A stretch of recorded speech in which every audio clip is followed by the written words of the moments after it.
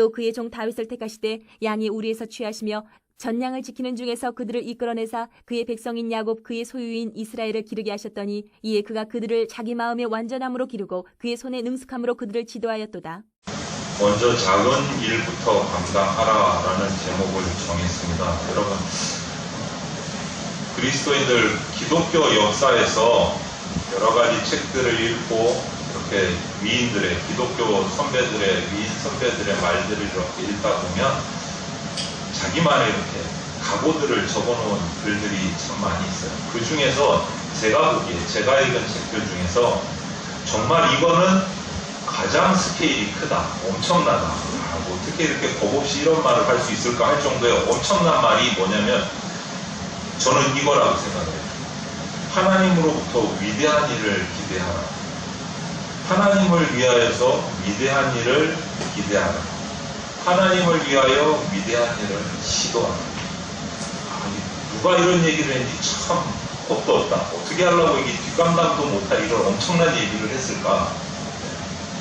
이 말을 한 주인공은 1700년 말기에 세계교회, 특히 영국교회가 선교의 책임을 잊어버리고 있습니다.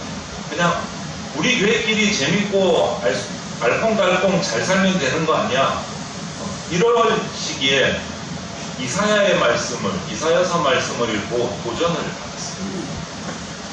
아직 한 번도 예수님의 복음을 전해 듣지 못한 온 세계의 수많은 그 지역들에게 복음을 전해야 되겠다라는 비전이 있습니다. 특히 이 사람에게 와닿은 나라는 뭐냐면 인도가 자기에게 인도를 가슴에 품고 이 사람은 기도하기 시작을 했습니다. 그리고 인도와 그 인도 주변의 남태평양, 아시아의 모든 나라들이 예수님의 복음을 듣고 돌아오는 역사를 위해서 기도를 했습니다. 그래도 좀 너무 황당하지 않아요? 너무 이게 뭐야 그냥 아무 대책도 없이.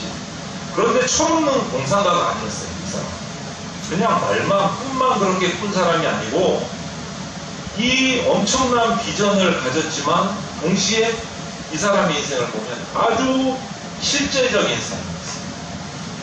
이 사람의 직업은 구두 수선공이었어요. 별 영향력을 못 미쳐요. 그런데 구두 수선공으로 자기의 삶을 그냥 하루하루를 살아가는 사람이었는데 교회에서 운영하는 야간학교, 야학의 교사였어요.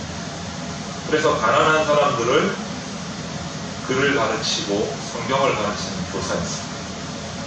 그러면서 그것을 위해서 정말 열심히 열정을 가지고 자기가 가진 은사, 구두를 수선해서 돈을 모으고 그것을 가지고 또 글을 가르치고 이렇게 살아갔습니다.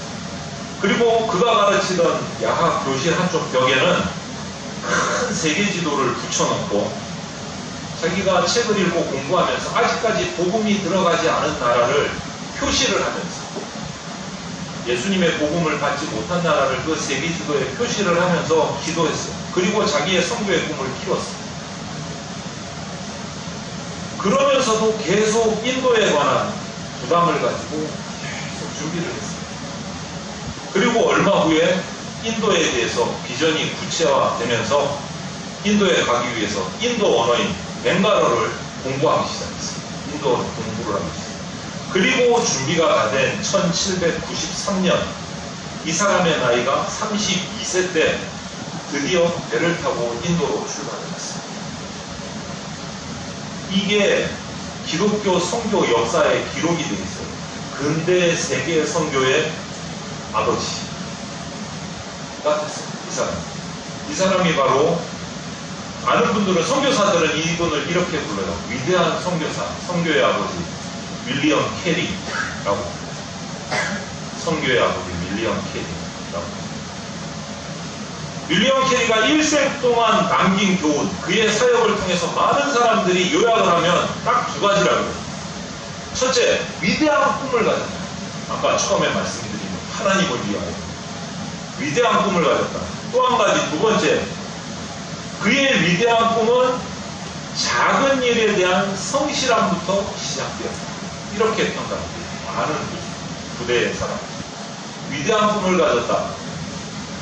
위대한 꿈을 위해서 작은 일에 성실한 딱 두 가지였습니다. 오늘 읽은 이 시편 78편 말씀, 이 본문에도 그와 비슷한 사람의 이야기가 기록되어 있습니다. 바로 우리가 너무 잘 아는 다윗의 이야기. 이 78편 시편은 다윗이 기록한 시편입니다. 다윗의 원래 직업은 그냥 이게 양치는 목동이었습니다. 목동. 그것도 장남이 아니고 제일 막내였어요, 형제 중에. 그런데 이런 다윗이 어떻게 한 나라를 통치하는 왕이 되었을까? 어떻게 왕이 될 수 있었을까? 이 사람은 하나님께서 그를 선택했습니다. 그가 목자로, 아주 작은 목자로 양을 치는 일에 성실했을 때 하나님은 다윗을 택해서 그를 이스라엘 민족을 목양하는 왕, 목자가 된 것이었습니다. 이것이 오늘 본문의 교훈입니다. 78편은 우리가 다 읽지 않고 뒷부분 70절부터 72절까지 3절 말씀을 읽었는데요. 그가 작은 일에 성실했을 때 하나님께서 그에게 큰 일을 맡기셨습니다. 이것이 오늘 본문의 교훈입니다. 큰 일은 작은 일에서부터 시작합니다. 이것이 역설의 진리 가운데 큰 일은 작은 일에서 시작합니다. 그렇다면 여러분, 저와 여러분에게 어떤 작은 일이 주어졌을 때, 하나님으로부터 작은 일이 주어졌을 때 우리는 그 일을 어떻게 감당해야 되겠습니까? 본문은 작은 일을 우리가 어떤 태도로 감당해야 된다라고 가르치고 있는지를 잘 오늘 보셔야 돼요. 3절밖에 안 되잖아요. 이거 좀 묵상하셔야 돼요. 작은 일을 어떻게 감당해야 돼요? 그 첫 번째가 작은 일에 성실해야 합니다. 보통 저나 여러분들이나 우리 사람들은 일반적으로 볼 때 큰 일과 관련해서 눈에 보이는 일, 생색이 나는 일에는 정말 열심히 합니다. 그런데 눈에 보이지 않는 일, 오늘 감사하게 집사님 대표기도 하실 때도 그런 기도를 잠시 해주셨는데요. 눈에 보이지 않는 일, 작은 일에 우리는 열심을 잘 안 해요. 남들이 인정 잘 안 해주니까. 남들이 안 보는 곳에서는 열심히 안 해요. 저만 그래요? 전부 다 이상하게 쳐다보시는 거예요. 저만 그런 거예요. 마스크를 쓰셔갖고 내 표정을 잘못 읽어서 그러나. 일반적으로 그래요. 생색나는 일, 큰 일, 눈에 보이는 일, 여기는 정말 열심히 해요. 열심히 하든 열심히 하는 척 하든 해요. 그런데 잘 안 보이는 일, 이런 일에는 대충. 그게 우리의 습성입니다. 그런데 성경은요, 하나님의 관점에서는요, 큰 일, 작은 일이 따로 없다라고 말했어요. 뭐가 큰 일이고 뭐가 작은 일이냐. 하나님의 관점에서는 크고 작은 일이 없어요. 그런 하나님의 관점을 잘 보여주는 이야기가 마태복음 25장에 나오는 달란트 비유입니다. 그곳에 등장하는 주인이 먼 나라로 떠나면서 세 명의 종에게 다섯 달란트, 2달란트, 1달란트를 맡기고 떠납니다. 돌아와서 정산을 하니까 5달란트 받은 종은 그것으로 열심히 장사를 해서 5달란트를 더 남겼습니다. 이 달란트는 이스라엘의 돈의 단위, 금전의 단위 중에 가장 큰 단위예요. 5달란트는 엄청나게 큰 금액입니다. 엄청나게 크고. 그런데 그걸 또 5달란트를 어마어마하게 남긴 거예요. 여러분, 그 말씀을 기억하는 분들 다시 한번 봅시고 보십시오. 돌아온 주인이 5달란트 남긴 그 종을 바라보면서, 야, 네가 정말 어마어마하게 맡겼는데 더 어마어마하게 남겼구나. 정말 잘했다. 이렇게 칭찬하셨습니까? 한번 생각해보세요. 어떻게 칭찬하셨어요? 그리고 2달란트는 2달란트 남겼어요. 그 사람에게는, 야, 너 그런 대로 열심히 선방했네. 수고했어. 이렇게 칭찬하셨습니까? 뭐라? 5달란트 남긴 종이나 2달란트 남긴 종이나 토시 하나 안 틀리고 똑같이 칭찬하셨어요. 뭐라고 칭찬하셨어요? 네가 작은 일에 충성하였음에 내가 많은 것으로 너에게 맡기겠다. 똑같이 칭찬하셨어요. 네가 작은 일에 충성하였음에 내가 많은 것으로 너에게 맡기겠다. 이 주인의 관점이 하나님의 관점. 작은 일, 큰 일이 없어요. 보이는 일, 보이지 않는 일, 생생나는 일, 생생나지 않는 일, 그 관점이 하나님께는 없어요. 큰 일, 작은 일은 누가 나눕니까? 약삭빠른 우리 인간이 나누는 인간의 관점. 인간의 관점. 저거 하면 좀 인정받겠다. 저거 하면 뭐 하나마다 별 남는 것도 없겠다. 사람의 관점. 하나님의 관점이 아니에요. 하나님의 관점. 전능하신 하나님의 관점에서는 큰 일도 작은 일도 없습니다, 여러분. 중요한 것은 하나님의 관점에서 큰 일인가 작은 일인가가 아니고 맡겨진 그 일에 대해서 충성스러움, 성실함, 그것이 하나님의 포인트예요. 성실함. 하나님께 맡은 일을 성실하게 하느냐, 그렇지 못하느냐, 그거를 보세요. 성실성의 문제야말로 하나님께서 보고 싶어하는 딱 초점입니다. 여러분, 오늘 본문 71절, 72절을 다시 한번 읽어드릴게요. 곰곰이 보십시오. 전양을 지키는 중에서 그들을 이끌어내사 그의 백성인 야곱, 그의 소유인 이스라엘을 기르게 하셨더니 이제 그가 그들을 자기 마음의 완전함으로 기르고 그의 손의 능숙함으로 그들을 지도하였도다. 이렇게 됩니다. 무슨 말입니까, 여러분? 여기서 하나님이 그 일개 목동 다윗을 왕으로 택하신 이유가 나와요. 양떼를 잘 돌보는 다윗을 지켜보시는 중에 그를 세우셔서 이스라엘의 왕으로 이스라엘 민족을 맡기셨어요. 그랬더니 72절의 증언처럼 그는 양떼를 돌볼 때처럼 여전한 마음의 성실함을 가지고 자기 민족을 돌보는 지도자가 되었어요. 이쯤 되면 성경에서 좀 떠오르는 말씀이 있으셔야 돼요. 우리 주보에 보면 안 빠지고 1년 52주를 계속 목사님이 실은 광고가 있어요. 성경 1년에 1도 갑시다. 설교 마치고 있다 광고할 때 제가 또 할 거예요. 그렇게 읽으셨으면 대충 떠오르는 성경 구절이 하나 있어요. 뭐냐면 누가복음 16장 10절 말씀인데 지극히 작은 것에 충성된 자는 큰 것에도 충성한다. 아무리 큰 거를 좋아하고 선호해도 큰 일을 하려고 내가 막 나는 이 정도는 해야 돼. 내 스케일이 있지. 이런 거 안 해. 이 정도는 틀이 돼야지. 그렇게 덤벼도 그 큰 일을 감당할 수 있는 힘은 벌써 생기는 게 아니다. 그냥 생기는 게 아니다. 큰 일을 하기 위해서 중요한 것은 작은 일에서부터 성실함을 보여요. 여기서부터 큰 일이 시작되는 겁니다. 무엇보다 우리 그리스도인들이 먼저 그렇게 살아야 돼요. 성실해요. 우리 그리스도인들이 교회에서 밖의 생활 환경 가운데서 그렇게 살아야 돼요. 우리 청년들이, 우리 중고등학생들이 학교에서 그런 모습을 보여야 돼요. 작은 일에서부터 성실한 모습을 보여야 돼요. 그래야 큰 일을 감당할 수 있는 힘이 생깁니다. 두 번째로 우리는 작은 일에 탁월해야 돼요. 탁월해요. 본문 72절에 보면 다윗이 자기 백성들을 지도할 때 이 성실함과 더불어 또 한 가지 나타나는 점이 보여요. 72절에 이런 말씀이 있습니다. 그 손의 능숙함으로 했다. 능숙함.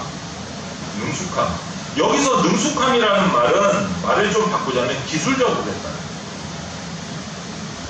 이 부분에 이 72절의 영어 성경을 쭉 다 찾아봤어요. 여러 가지 번역본인데 다 찾아보니까 이 능숙함이라는 단어를 스킬풀이라는 단어를 써요. 이게 뭐냐면 전문성이라는 거예요. 전문성.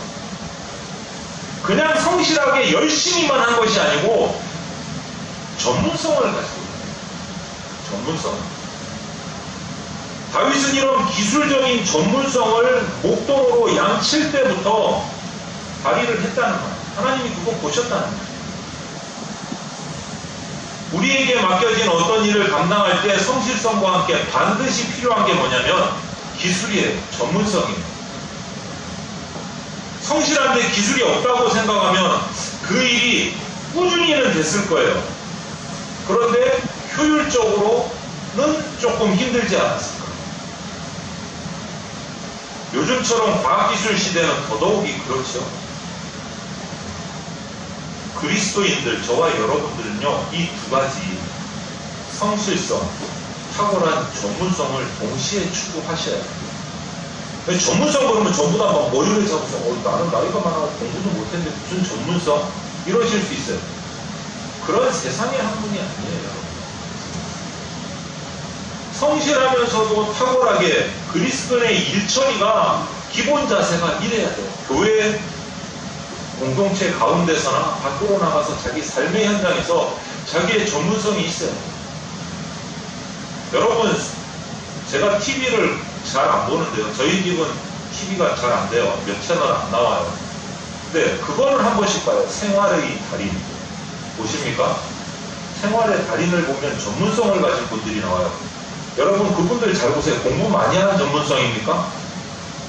성실히 꾸준히 하면서 체득된 전문성입니다. 공부해서 해결되는 전문성이 아니에요.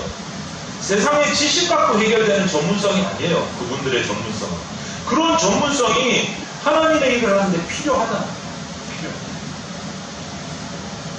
다윗 같은 경우 어떻게 하면 양을 잃지 않고 맹수들에게 보호하면서 좋은 풀이 있는 곳, 좋은 물이 있는 곳으로 양들을 데리고 다니면서 잘 키울까?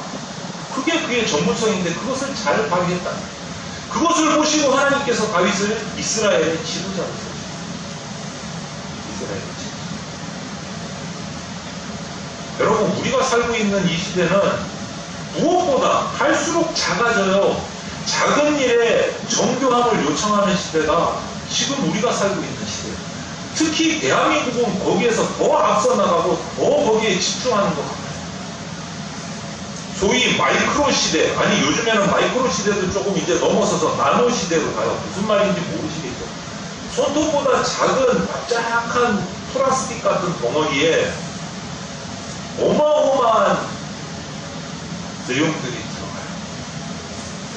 제가 그래서 이 설교를 준비하면서 이걸 어떻게 말씀드려야 이해를 하실까 연세 많은 분들은, 청년들은 쉽게 이해할 수 있지만 요거는 좀 크지만 제가 가지고 있는 설교 태블릿이에요. 요 납작한데 여러분, 제가 집에 있는, 제가 성경을 공부하고 신학교부터 준비한 책들이, 집에 있는 책이 제가 대략 한 500권 정도 뽑혀 있어요. 400권에서 500권. 파악은 정확히 안 해봤지만.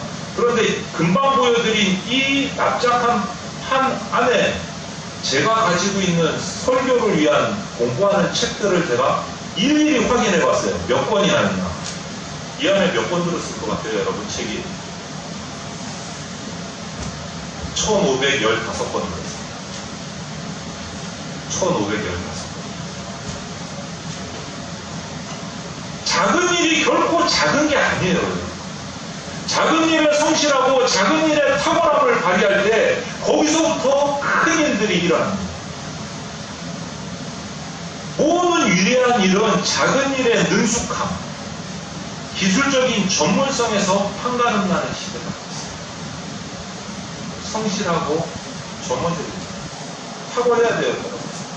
그리스도인은 믿음으로 몰아붙인다. 무조건 믿음이다. 믿음이 중요합니다. 믿음은 뿌리예요. 그 뿌리로 끝나면 안 된다는 거예요. 그 뿌리를 기반으로 해서 성실함이 나와야 되고 전문성이 나와야 된다. 누구보다 열심히 하셔야 돼요. 우리 다음 세대들은 누구보다 자기 전공을 열심히 준비하셔야 돼요. 그리스도인으로서 열심히 하셔야 돼요. 마지막 세 번째로 작은 일을 기뻐해야 합니다.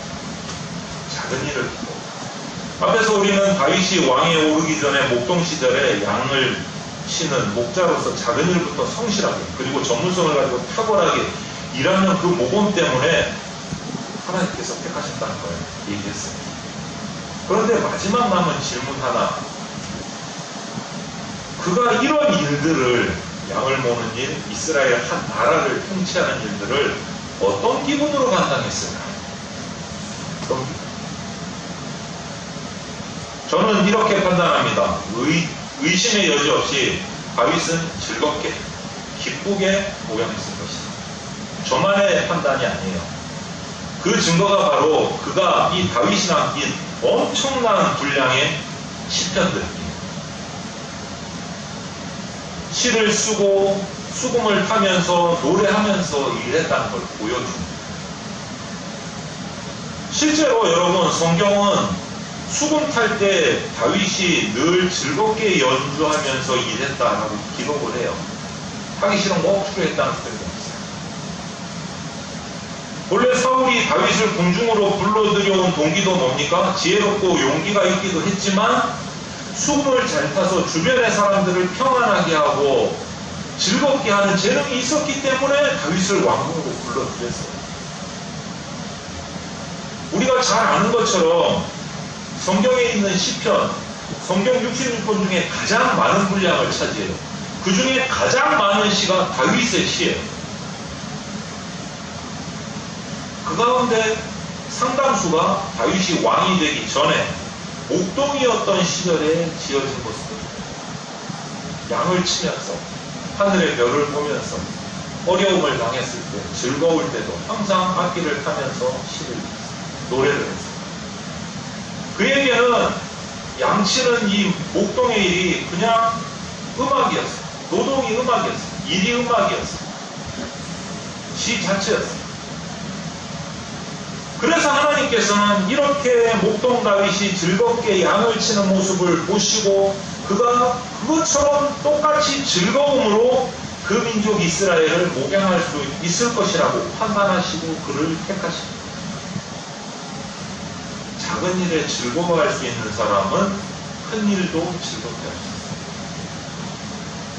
잘은 하는데 성실하게는 하는데 탁월하게는 하는데 뭔가 일을 맡기면 투덜투덜 불평이 많은 분들이 계세요. 그거는 아니다. 우리는 때때로 이렇게 생각합니다. 노동, 일, 이것은 형벌의 결과다. 죄의 결과. 이렇게 생각하시는 분들이 계세요. 오늘 말씀드립니다. 오해에 있습니다. 노동은 죄의 결과가 아닙니다, 여러분. 어떤 분들은 목사님 그거 아니잖아요. 에덴 동산에서 죄 짓고 하나님으로부터 아담하가 쫓겨나가지고 그 다음부터 농사 짓고 힘들어서 땀 흘려가지고 그거 죄의 결과잖아요. 창세기 2장 15절에 이런 말씀이 있습니다. 2장 15절은 죄 짓기 전에 아담과 하와에게 하나님께서 에덴 동산을 경작하라고 하신 말씀입니다. 죄 짓기 전에 하신 말씀이에요. 읽어드리겠습니다. 여호와 하나님이 그 사람을 이끌어 에덴 동산에 두어 그것을 경작하며 지키게 하시고. 이거 일이에요, 일 아니에요? 일이잖아요. 죄 짓기 전에 일이 있었어요. 노동이 있었습니다. 에덴 동산을 경작하고 지키라고 일을 주셨습니다. 이때도 힘들었을까요? 투덜투덜 했을까요? 이것은 타락하기 이전의 일이에요. 죄가 들어오기 이전의 일이에요. 그렇다면 노동과 관련해서 아담의 타락이 가져온 결과가 뭐예요? 그렇게 행복했던 일, 즐거웠던 일이 아담과 하와의 범죄함으로 말미암아 이제 노동이 즐거움이 아니고 고통이 되어버립니다. 그렇게 경작하라고 에덴 동산을 주셨는데 타락하고 나서 창세기 3장 17절을 보면 이렇게 말씀하세요. 너는 종신토록 수고하여야 그 소산을 먹으리라. 이제는 고통이 되어버렸어요. 수고가 되어버렸어요. 일이. 뭐 때문에요? 죄짓고 타락한 이유로. 여기에서 수고라는 말을 구약 성경 언어인 히브리어 성경을 찾아보면 고통스러운 노동 이렇게 표현해요. 즐거운 노동이 아니고 고통스러운 노동이 되어버렸어요. 즐거워해야 할 노동이 고통스러운 것으로 변했다. 이것이 타락의 증거예요. 우리가 오늘도 주일을 보내고 오죽했으면 월요병이라는 말이 생겼겠습니까? 정말 일하러 가기 싫은 거예요. 주일 저녁이 되면 내일 또 월요일이다. 왜 이렇게 시간이 빨리 가는 거야? 이러는 분들, 일하기 싫어하는 우리의 분석, 그게 뭐예요? 타락의 증거예요. 타락의 증거. 우리가 죄된 존재라는 증거예요. 여러분, 우리는 구원받았다, 구원받았다, 구원의 확신이 있다, 이렇게 말하잖아요. 구원을 다른 말로 표현하면 여러분 이렇게 표현할 수 있어요. 회복. 구원의 확신이 확실한 분은 회복이 확실하게 되십니다. 그렇다면 구원받은 성도들에게 마땅히 해야 될 노동의 이 가치관은 뭐예요, 여러분? 노동과는 뭘 것 같아요? 더 이상 노동을 고통스럽게 감당하시나요? 불신자들과 결코 비교할 수 없는 즐거움으로, 기쁜 마음으로 일들을 감당하셔야 돼요. 내게 주어진 일들을 감당하시고. 그것이 구원받았다는 확신을 가진 사람의 모습이에요. 그렇지 못하다면 다시 한번 말씀으로 들어가십니다. 내가 구원받았다고 그렇게 고백하고 그런 마음인데 왜 나는 힘들지? 말씀을 보셔야 돼요. 하나님 앞에 엎드리셔야 돼요. 그냥 있으시면 안 돼요. 이 문제를 해결하셔야 돼요. 세상에서 제일 불쌍한 사람, 저는 이렇게 생각해요. 죽도록 일하다가 죽어버려. 행복하게 일하다가 죽으면 천국 갈 텐데 죽도록 일하다가 죽어버린 사람, 얼마나 불쌍해. 얼마나 하기 싫은 일, 힘든 일, 고통스러운 일, 죽으라고 일하다가 죽으면 무슨 낙이 있어요. 우리도 다윗의 여유를 가지고 즐겁게 일하는 자세를 배워야 합니다. 저는 오늘 설교의 서두에 위대한 비전을 안고 인도로 떠난 위대한 선교사 윌리엄 캐리 선교사 얘기로 시작을 했어요. 마무리를 짓겠습니다. 그가 인도에 도착한 후에 인도에 있는 대학 캠퍼스 사역, 성경을 번역해서 인도 벵갈어로 성경을 번역하는 사역들을 시작을 했어요. 정말 거기에 집중을 했습니다. 이런 윌리엄 캐리의 초인적인 헌신 결과로 인도 선교에 열매가 맺히기 시작했습니다. 무려 44개의 선교 지구가 인도 땅에 생겼어요. 윌리엄 캐리 한 사람으로 말입니다. 그 선교 지구에서 인도 지역의 각 방언들을 가지고 성경을 번역하기 시작했어요. 신구약 성경을 다 번역을 했어요. 책별로도 번역을 해서 다 배포를 했어요. 어마어마한 기적을 이룬 겁니다. 한 사람이 들어갑니다. 평생을 헌신합니다. 그리고는 인도를 넘어서 그전에는 버마, 요즘은 나라 이름이 바뀌었죠. 미얀마까지도 나아가서 아시아 선교에 번역했어요. 여러분, 이 윌리엄 캐리의 생애를 연구한 학자들이 이렇게 말합니다. 전부 다 이걸 어떻게 다 했지? 믿을 수가 없다. 한 사람이 이걸 어떻게 감당한 거예요? 그런데 그 다음 말이 더 재밌어요. 그런데 그의 일생을 보니까 정말 즐겁고 행복하게 일을 했다.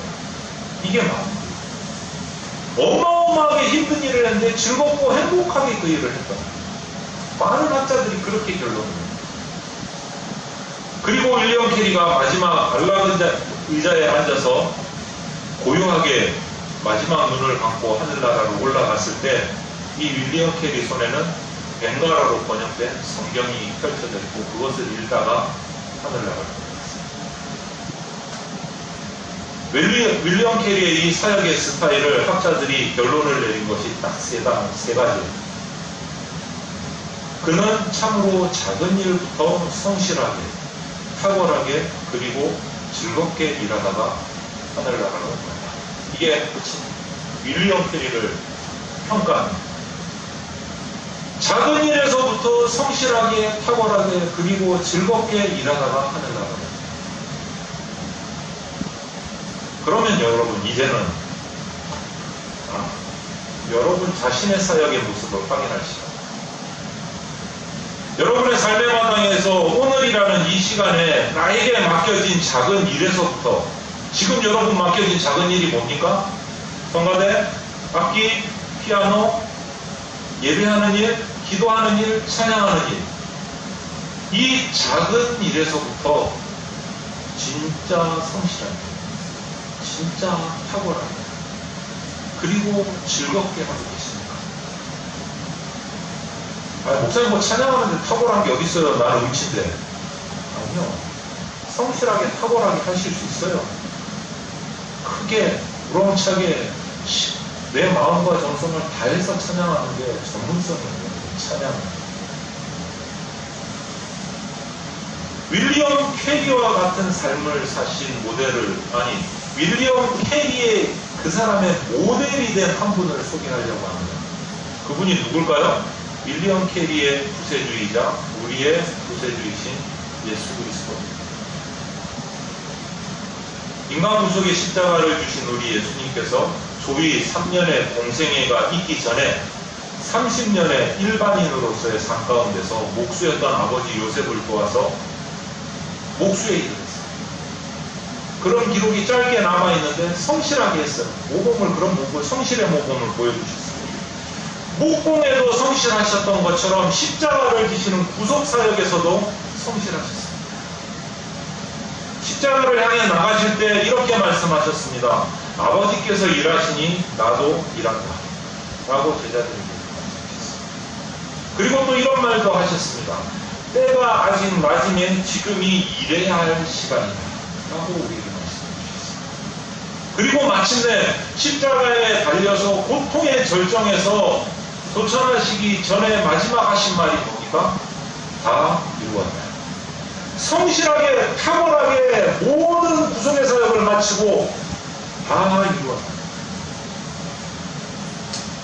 히브리서 기자는 예수님께서 이 십자가조차 즐거움으로 지셨다라고 해요.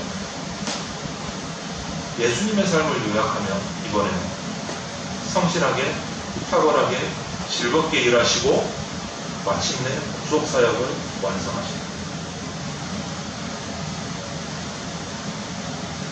여러분 누구의 제자이십니까? 모 목사님의 제자세요? 네? 어디의 제자세요? 예수 그리스도의 제자시죠? 아니라고 생각하십니까? 그런 분들은 이 말씀을 이제 귀를 닫으셔도 됩니다. 나는 예수 그리스도의 제자이고 예수 그리스도의 제대로 된 제자고 싶다라는 마음을 가지신 분들은 들으십시오. 그분께서 예수 그리스도께서 이뤄놓으신 구속사역의 결과로 구원을 받은 회복의 은혜를 받은 우리는 예수 그리스도의 제자된 우리는 이제 스승의 삶을 닮아서 그분의 제자답게 살아가야 되죠. 질문합니다. 그분의 제자답게 살고 있다고 고백하십니까? 저를 보세요. 고개 숙이는 것이죠. 예수 그리스도의 제자답게 살고 계신다고 고백하실 수 있습니까? 입으로 대답하지 말고 가슴으로 대답하세요. 입으로 대답하면 또 시험 드는 분이 계실까봐. 진정으로 우리가 예수님을 주님으로 영접하고 성령의 도우심을 입은 그러한 사람들이라면 무엇보다 먼저 예수님처럼 살아요. 그렇게 살고 그렇게 일해야 되는 게 마땅한 거예요. 핑계댈 수가 없는 거예요, 여러분. 이거는 성실하게, 탁월하게, 그리고 즐겁게 일하고 살으십니다. 이것이 정말 여러분 진짜로 이것이 행복의 열쇠예요. 다른 데서 어떻게 하면 행복할까 이걸 찾지 마세요. 제발 부탁드려요. 재물에 행복이 있을 것 같아요? 한번 평생 살아보세요. 그런데 기회는 한 번밖에 없어요. 버스 떠나고 나서 부르지 마세요. 안 돌아와요. 제 나이가 연소하지만 작지만 조금은 경험해봤어요. 돈이 전부가 아니라는 거예요. 조금. 아직까지는 제가 그것을 놔둘 연배가 안 돼서 우리 청년들하고만 가끔 진짜 행복의 열쇠는요, 하나님이 주신 나의 사명을 성실하게, 탁월하게, 즐겁게 감당하는 것이 행복의 열쇠. 그것이 구원받은 사람의 진짜 모습이에요. 이 행복의 열쇠로 주님께서 주신 하늘의 행복을 누리시기를 바랍니다. 하늘의 행복을 누리는데 큰 일부터 생각하지 마세요, 여러분. 먼저 뭐부터 감당하라고요? 작은 일부터. 먼저 생생나는 일부터 감당하라고요? 아니요. 보이지 않는 작은 일부터 성실하게, 탁월하게, 즐겁게. 그렇게 해서 하늘의 행복을 누리시는 우리 내전장로교회 성도들이 다 되시길 주님의 이름으로 축원을 드립니다.